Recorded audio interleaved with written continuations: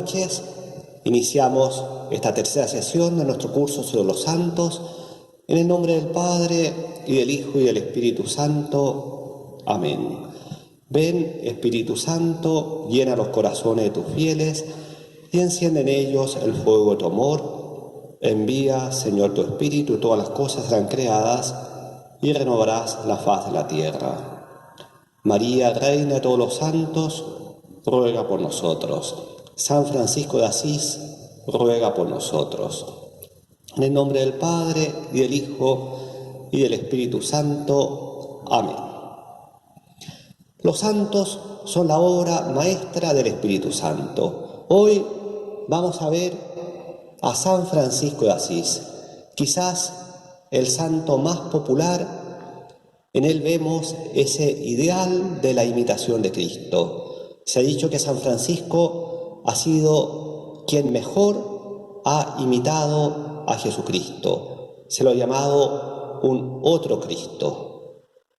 ¿Quién fue este santo? Veamos un poco el contexto histórico en el cual él vivió. Desde San Agustín, que vimos la semana pasada, han pasado más de 700 años, un mundo totalmente diverso. San Francisco de Asís va a nacer a fines del siglo XII y va a vivir en el primer cuarto del siglo XIII. Estamos en pleno esplendor de la cristiandad medieval. Como podemos ver acá en la imagen, es la época en que se construyen las grandes catedrales que hasta hoy día podemos admirar. Es la época en que empiezan a desarrollarse las universidades. Es la época cumbre de la Edad Media, podríamos decir, pero a la vez es una época en la cual se empieza a manifestar una crisis en la vida cristiana. La iglesia de la época es una iglesia poderosa, rica. Esa riqueza de la iglesia es el resultado de un proceso que en un comienzo fue positivo. La iglesia buscó su autonomía, los poderes feudales. Ya en esta época ha logrado su plena libertad la iglesia, pero a la vez el poder y la riqueza hacen que la vida cristiana se vaya enfriando, se vayan mundanizando muchos ambientes eclesiásticos y la vida del clero, al menos en algunos lugares, deje bastante que desear. Bueno, en este contexto va a surgir al comienzo del siglo XIII un gran movimiento de renovación de la vida cristiana marcado por dos grandes figuras, Santo Domingo Guzmán y San Francisco de Asís, que van a fundar las órdenes mendicantes. Nosotros nos vamos a centrar hoy día en la figura de San Francisco de Asís, el fundador del movimiento, la espiritualidad franciscana que tanto va a marcar la vida de la iglesia. San Francisco nació en Asís. Asís es una pequeña ciudad en el centro de Italia, un poco al norte de Roma, la región de la Umbria. Acá podemos ver una imagen actual de Asís y podemos ver que no ha cambiado mucho. Cuando uno recorre las calles de Asís, uno se puede imaginar muy fácilmente a San Francisco, casi uno podría decir se lo va a encontrar a la vuelta de una esquina. Una típica ciudad medieval como tantas que hay en el centro de Italia. Ahí nace Francisco. Él es hijo de Pedro Bernardone y su madre Pica. Pedro Bernardone era un rico comerciante de paños, de telas. Su madre era oriunda del sur de Francia. Cuando nace Francisco, su padre estaba precisamente en Francia haciendo negocios y su madre lo bautiza con el nombre de Juan. Pero a la vuelta de su padre a Asís, parece que le había ido tan bien en los negocios en Francia que decide colocarle a su hijo el nombre Francisco en honor a las tierras de Francia donde había hecho tan buenos negocios. Bueno, su madre lo va a educar en la fe la va a recibir de su madre, pero San Francisco muy pronto, en la adolescencia, juventud, se deja llevar un poco por la vida mundana, Va a ser un joven alegre, simpático, lleno de amigos, y le va a gustar mucho un poco la vida, las fiestas. También desde joven va a manifestarse como muy bueno para los negocios, secundando a su padre. Y va a cultivar un poco el ideal de tantos jóvenes de la época, ¿no? De una vida placentera, el ideal de la caballería, de los combates, querer aspirar a glorias humanas. Y podemos preguntarnos, bueno, ¿qué pasó? ¿Qué hizo que este joven alegre, mundano, se transformara en el santo que todos admiramos hoy día? Vamos a ver ahora el camino de conversión de San Francisco a Jesús. Fue un camino que duró algunos años, no fue de un día para otro. Podemos reconocer 4 etapas en esta conversión. Como él lo dice, me convertí a Jesucristo. Lo primero, él participó como joven en las luchas de la ciudad de Asís. En esa época, muchas ciudades de Italia eran como ciudades-estados y combatían muchas veces unas contra otras. Hacia los 20 años participa él en una de estos combates y va a caer prisionero. Va a estar un año prisionero en la ciudad de Perugia, vecina a Asís, pero todavía no se convierte Francisco. Él sale de la prisión, vuelve a Asís y quiere emprender una nueva campaña militar en busca de títulos de nobleza. Entonces, en un segundo viaje, él se dirigía al sur de Italia, pero a 20 kilómetros al sur de Asís, no alcanza a recorrer mucho, está una noche en Spoleto y en un sueño escucha la voz del Señor que le habla. Y este diálogo famoso, el Señor le dice, dime Francisco, ¿a quién vale más servir? ¿Al amo o al siervo? Francisco le contesta, al amo ciertamente. ¿Cómo pues, le dice el Señor, vas tú buscando al siervo y dejas al amo? Francisco entendió, Señor, ¿qué quieres que haga? Es decir, él quería servir a un señor de la tierra para aspirar a glorias humanas, pero el Señor le hace ver que ese señor terreno es solo un siervo del Señor de los señores. ¿Qué quieres que haga?, le pregunta, y la voz le dice, vuelve a tu ciudad y ahí se te dirá lo que tengas que hacer. San Francisco vuelve a la ciudad de Asís, pero su vida no cambia inmediatamente. En un primer momento todavía sigue en esa vida mundana de banquetes, pero poco a poco empieza a experimentar un cierto hastío de esa vida, como que no le llena, y empieza a retirarse buscando la voluntad de Dios. Y acá entramos a un segundo momento, un segundo hito en su itinerario de conversión, el encuentro con la pobreza y con los leprosos. Son como varios encuentros.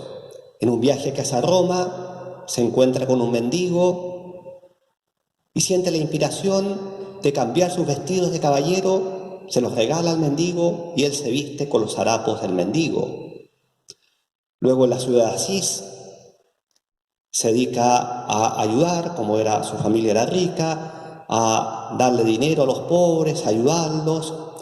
Y quizá el momento decisivo en este aspecto va a ser el encuentro con un leproso. Los leprosos en la época eran totalmente marginados por el peligro de contagio. San Francisco iba un día caminando y se encuentra con un leproso frente a él. Su primer movimiento es de repulsión, pero luego experimenta la llamada a Dios, vence esa repulsión, se acerca al leproso y le da un abrazo. Entonces esto va a ser decisivo en la vida de San Francisco. El encuentro con la pobreza, con los pobres, con los mendigos, se va a hacer amigo de los mendigos, amigo de los leprosos.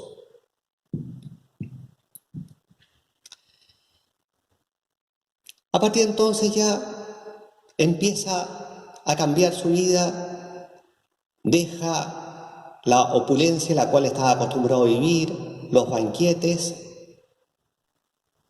y se empieza a retirar sirviendo a los pobres y sobre todo largas horas en oración, buscando la soledad para que el Señor le mostrara su voluntad. Y se cuenta que un día estaba rezando en una iglesia en las afueras de Asís, una iglesia que estaba en ruinas, y ahí estaba la imagen de un Cristo en la famosa capilla de San Damiano, el Cristo San Damián, que todavía lo podemos ver, el que ven ustedes ahí en la imagen, y escucha la voz de Jesús que le dice, el Cristo le habla, le dice: Francisco, ve y repara mi casa que se derrumba. En un comienzo, él lo entiende a la letra, se da cuenta que esa capilla estaba derrumbándose y empieza a buscar piedras, se le unen algunos compañeros para levantar nuevamente esta iglesia que estaba en ruinas. Pero como vamos a ver luego, él muy pronto va a comprender que la voz del Señor iba más allá. No era solamente el templo material que había que restaurar, también había que restaurar ese templo espiritual de la iglesia.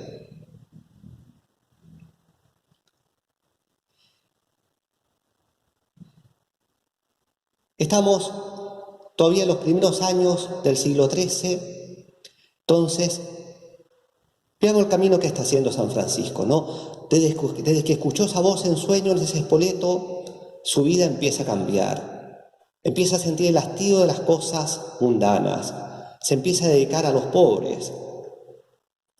Esta vida que él lleva va a causar extrañeza en sus amigos, en sus contemporáneos. Un día sus amigos lo ven tan absorto en sus meditaciones que le dicen: bueno, ¿y qué pasa contigo? ¿No estarás pensando en casarte? Y él le dice: sí, quiero casarme con una dama muy rica a quienes ustedes no conocen. En realidad era la dama pobreza. Él se va a desposar con la pobreza para seguir e imitar a Jesús. Bueno, muy pronto esta nueva vida que él empieza a llevar, viviendo entre mendigos, dilapidando los bienes de su casa, le va a acarrear por una parte las burlas de muchos de sus antiguos amigos y también la oposición de su padre. Este va a ser un momento muy doloroso en la vida de San Francisco. Su padre no lo comprende, cree que está loco y en un momento llega a encerrarlo en una especie de calabozo en su propia casa. Gracias a su madre va a poder escaparse. Y en ese momento su padre después lo quiere llevar a juicio porque en el fondo le está dilapidando sus bienes. Y San Francisco acude al obispo de Asís, el obispo Guido, para que él juzgue. Y delante del obispo, como lo podemos ver en ese cuadro que tenemos ahí a la izquierda, la lámina, él va a renunciar a todos sus bienes. Se va a despojar de sus vestiduras, se las devuelve a su padre, pone al obispo por testigo y a partir de entonces se dedica totalmente a Dios. Ya por entonces se le empiezan a unir a Francisco los primeros compañeros admirados por este estilo de vida tan inaudito. Y llegamos al cuarto momento de su conversión, el último, definitivo podemos decir. Está un día en una pequeña capilla, la Porciúncula de Santa María de los Ángeles, también en las afueras de la ciudad de Asís. Está escuchando misa y ese día el sacerdote lee el Evangelio de San Mateo que dice estas palabras que están acá: id y proclamad que el reino de los cielos está cerca, curad enfermos, resucitad muertos, limpiad leprosos, echad demonios, lo que habéis recibido gratis, dadlo gratis. No llevéis en la faja oro, ni plata, ni calderilla, ni tampoco alforja para el camino, ni 2 túnicas, ni sandalias, ni bastón. Cuando entréis en un pueblo o aldea, al entrar, saludad primero diciendo, paz a esta casa. San Francisco va a escuchar esas palabras como dirigidas especialmente a él. Acá él termina de comprender lo que Dios le pide. Poco antes de esto, estando un momento en oración, pidiendo, Señor, ¿qué quieres que yo haga?, él había escuchado la voz de Jesús que le había dicho, Francisco, si quieres conocer mi voluntad, desprecia y detesta todo lo que has amado según la carne y has deseado poseer. Cuando hayas empezado a orar así, todo lo que te parecía dulce y agradable se te hará amargo e insoportable, y a su vez lo que te producía horror lo encontrará dulces e indeciblemente suave. Ya Francisco había dado este paso, había despreciado todo lo que había encontrado hasta entonces placentero y había empezado a gustar la dulzura de todo aquello que él antes encontraba despreciable. Pero le faltaba todavía conocer el último sentido de su misión, y aquí lo encuentra. Estas palabras las ve dirigida a él. Él tiene que empezar a predicar. Y tal cual, no toma la letra, sin llevar otra túnica, solamente con lo puesto, ir de dos en dos, anunciar el Evangelio, predicar la paz, invitar a la conversión. Entonces, empieza a predicar con sencillez la conversión. De dos en dos, con estos primeros compañeros que ya se le habían juntado, exhorta al cambio de vida, a la penitencia, a convertirse al Evangelio. La predicación de San Francisco es muy simple. Él casi repite a la letra las palabras del Evangelio. Ámense los unos a los otros, paz a esta casa, conviértanse, hagan penitencia. La exhortación a la paz. Se le han juntado ya cada vez más compañeros. Poco a poco van a empezar a llamarse los frailes menores. Muy pronto, Francisco se da cuenta que este movimiento suyo va creciendo y él se da cuenta de algo muy importante. Necesita con la confirmación por parte de la Iglesia. Es verdad que el obispo de Asís, el obispo Guido, desde un comienzo fue muy benevolente con él y lo ha apoyado, pero se da cuenta que esto va creciendo y no basta con el apoyo del obispo local, tiene que acudir a Roma a someter su misión, su llamada ante el Papa a la época, el Papa Inocencio. Y se dirige a Roma. Bueno, que acá hay un hecho providencial, podríamos decir. El Papa Inocencio III había tenido un tiempo antes un sueño. Lo podemos ver acá en la imagen. Ven al Papa dormido a la derecha, y en ese sueño él veía que la Basílica de San Juan de Letrán, que era la catedral de Roma, es decir, la iglesia madre de toda la cristiandad, estaba cayéndose, derrumbándose. Y de pronto él veía que un hombre muy sencillo, vestido con un hábito casi de mendigo, sostenía esta basílica que se caía. Ese sueño había sido como 2 años antes, pero el Papa Inocencio III nunca se olvidó de ese sueño. Y cuando ve llegar a Francisco con sus compañeros a solicitar la audiencia, él lo reconoce. Ese fue el hombre del sueño. Y el Papa lo recibe con gran bondad. Como un padre lo escucha y le da la primera aprobación oficial a su obra. Yo quiero detenerme en este punto que parece muy importante para comprender el espíritu de San Francisco, porque a veces hay una idea un poco equivocada de este santo, como que hubiera sido un reformador un poco al margen de la Iglesia. Y no, San Francisco siempre buscó la aprobación de la Iglesia. Él tenía muy claro que el carisma que había recibido lo tenía que colocar al servicio de la Iglesia. Por la misma época suya, siglo XII, siglo XIII, Un poco como reacción a esta iglesia que estaba un poco tomada por la riqueza, habían surgido otros movimientos de reforma, pero movimientos de reforma que fueron muy críticos contra toda la institución eclesial y que incluso se apartaron de ella.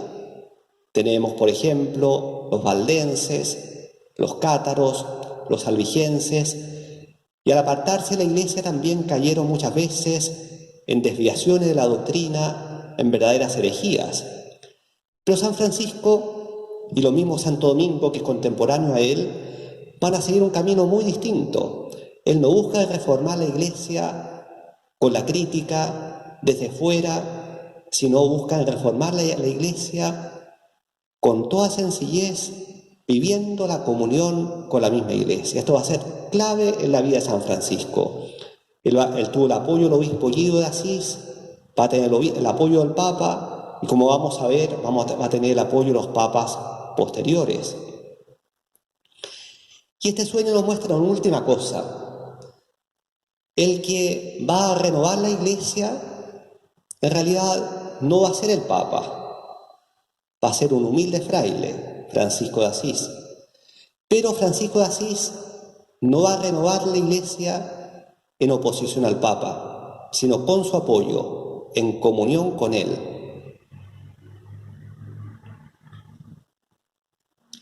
Bueno, avancemos. Como les digo, rápidamente el movimiento franciscano va creciendo. El año 1208 fue el viaje al Papa a Roma. El año 1210, 2 años después, se van a instalar como sede en la Porciúncula de Santa María de los Ángeles, que es esta capillita que ustedes ven, que también fue restaurada por San Francisco. Ahora uno todavía la puede visitar, una capilla pequeña que ahora está, podemos decir, incrustada en una gran basílica que se construyó por sobre ella. Bueno, a partir de entonces esa va a ser como la sede del movimiento surgido de este hombre santo. El año 1212 aparece otra figura importante en la vida de San Francisco, Clara, Santa Clara, que también era una joven de Asís, también de una familia con bastantes medios económicos, que iba a quedar tan impresionada por el testimonio de Francisco y sus seguidores, que va a sentir la llamada de Dios a vivir también el mismo espíritu de San Francisco. San Francisco la recibe en la Porciúncula de Santa María de los Ángeles. Ahí ella renuncia a todas las vanidades del mundo y va a vestir el hábito nuevo, ¿no es cierto?, que va a ser el hábito franciscano adaptado a las mujeres, a las clarisas. A partir de entonces se funda la llamada Segunda Orden de San Francisco, las Hermanas de Santa Clara, y ellas se van a instalar en San Damiano. San Damiano fue esa iglesia donde el crucifijo le habló a San Francisco. A partir de entonces ahí se va a instalar Santa Clara con sus hermanas, y San Francisco va a quedar con sus hermanos en la Porciúncula de Santa María de los Ángeles. Entonces vamos viendo cómo este movimiento va creciendo. También numerosas mujeres se van a unir a Santa Clara y se va a difundir ampliamente su obra.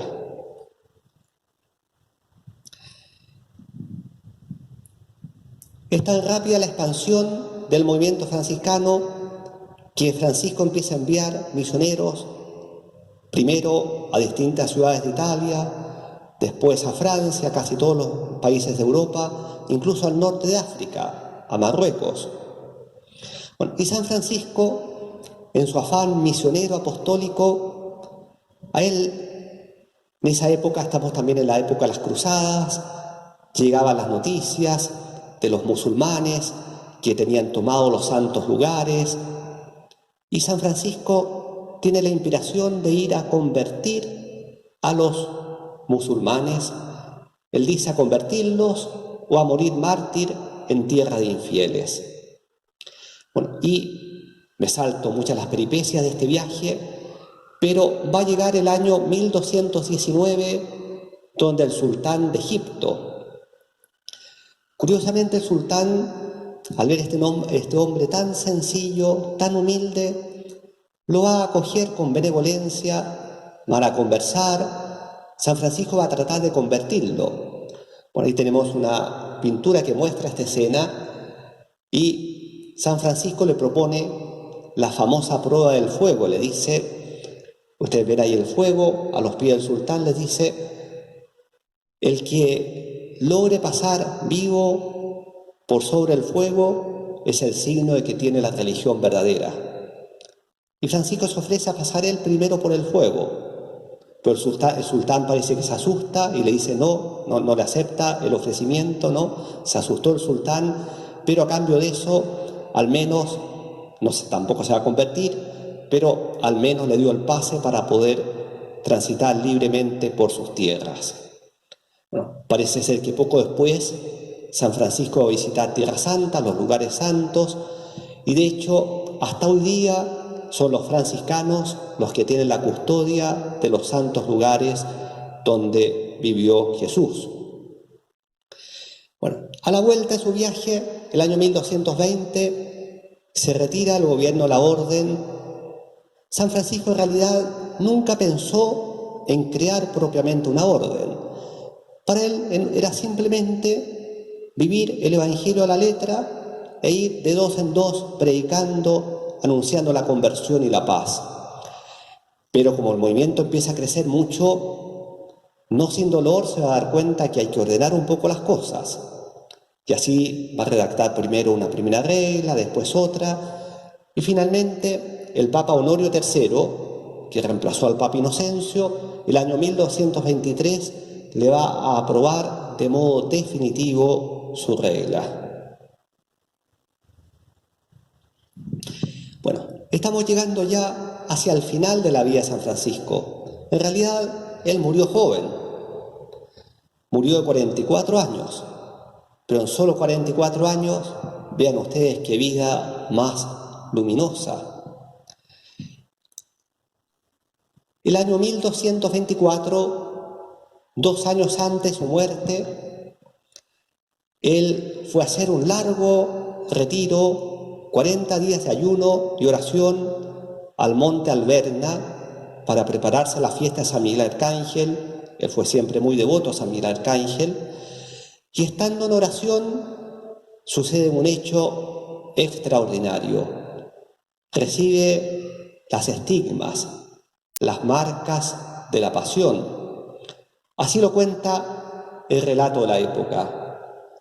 Vio bajar del cielo un serafín con 6 alas, tenía figura de hombre crucificado. Lo pueden ver ahí en el cuadro. Francisco quedó absorto y se le fueron formando en las manos y pies los signos de los clavos, tal como los había visto en el crucificado. En realidad no eran llagas o estigmas, sino clavos formados por la carne hinchada por ambos lados y ennegrecida. En el costado, en cambio, se abrió una llaga sangrante que le manchaba la túnica. San Francisco va a ser el primer estigmatizado conocido al menos en la historia de la Iglesia. Después han venido varios. El más conocido en nuestro tiempo, el Padre Pío. ¿Y qué significa este signo, las estigmas? Yo creo que podemos decir que es la cumbre de su identificación con Jesús. Él, desde que se convirtió, buscó imitar a Jesús a la letra, podríamos decirlo. Él tuvo siempre un gran amor al crucifijo, a la cruz. Bueno, las marca la pasión es la cumbre de esa identificación incluso en su carne física con Jesús. Ahora, cuentan las crónicas de la época que San Francisco quedó muy confundido con este don de las estigmas, se consideraba totalmente indigno y trató de ocultarlas al máximo, que no se le vieran. Solo después de su muerte, en su cadáver, se hizo el reconocimiento oficial de las estigmas y tenemos ahí un famoso relato de San Buenaventura, uno de sus discípulos, que relata ese reconocimiento de las estigmas. Bueno, él va a morir Como le decía, joven, la noche del 3 al 4 de octubre del año 1226, en la porciúncula de Santa María de los Ángeles. Sus últimos días va a bendecir a los cercanos, va a redactar su testamento y va a dedicarse a entonar las alabanzas de Dios. Él había compuesto poco antes el famoso cántico Las Criaturas, que es tan conocido, y en su lecho de muerte le va a agregar una última estrofa. Esa última estrofa dice: alabado seas mi Señor por nuestra hermana muerte corporal, de la que ningún hombre vivo puede escapar. Ay de los que morirán en pecado mortal, dichosos los que encontrarán en tu santísima voluntad, pues la muerte segunda no les hará mal. Va a morir rodeado de los suyos. Él pidió que su cuerpo fuera enterrado desnudo en la tierra a la cual había nacido. Y fue tal el impacto que ya tuvo en vida San Francisco. Cuentan en vida de él, ¿no?, que cuando él predicaba en las iglesias o en las plazas, acudían, pero de todas partes, multitudes a escucharlo. Fue tal el impacto que solo 2 años después va a ser canonizado por el Papa Gregorio IX. El Papa Gregorio IX había sido antes el cardenal Ugolino, el cardenal que siempre fue el protector especial de San Francisco y su orden. Lo va a canonizar solo 2 años después de su muerte. Bueno, si tuviéramos que resumir, ¿cuál fue el gran ideario de San Francisco? La imitación de Cristo, ser otro Cristo. Y si amó la pobreza, fue para imitar a Jesús, que fue pobre, y para poder seguirlo con esa total libertad y disponibilidad del corazón. Porque mientras más libre los vi en este mundo, más libre para seguir a Jesús. El amor a Cristo impregnaba toda su vida, toda su predicación. Dice uno que lo conoció: con frecuencia, al sentarse a la mesa y al oír el nombre de Jesús o al pronunciarlo o pensar en él, se olvidaba de comer, quedaba absorto contemplando el nombre de Jesús. Igualmente, caminando, al pensar en Jesús o al cantar en su honor, se olvidaba del camino. Esto tenemos que tenerlo muy claro, ¿no? Porque a veces algunas películas que se han hecho como que olvidan el centro de la vida de San Francisco. San Francisco, ante todo, fue un enamorado de Jesucristo. Buscó seguirlo, imitarlo, reproducir en su vida la vida de Cristo. Ese es el auténtico San Francisco. Nada inflamaba más su espíritu que la contemplación de la humildad, del Verbo hecho carne, y la contemplación de la cruz, de la pasión. Acá otro hecho que no hemos contado, pero que es muy significativo. En la imagen que podemos ver acá a la izquierda, San Francisco fue el primero en representar el pesebre. El pesebre, que hoy día está en todas nuestras casas para Navidad, tiene su origen en San Francisco. Una noche de Navidad, estando en el pueblo de Grecho, él quiso representar visiblemente el nacimiento. Lo podemos ver ahí en la imagen. Están ahí los animales, un establo, consiguió un niño y lo colocó delante del altar donde se celebraba la misa de Navidad, para poder tener esa visible representación del nacimiento. A partir de entonces el pesebre se ha popularizado por todo el mundo cristiano. Entonces, la contemplación de la encarnación y la contemplación de la cruz. Cada vez que pasaba ante una iglesia, ante una cruz, un crucifijo, él rezaba esta oración: te adoramos, oh Cristo, en todas tus iglesias que hay en el mundo entero, y te bendecimos, pues por tu santa cruz redimiste al mundo.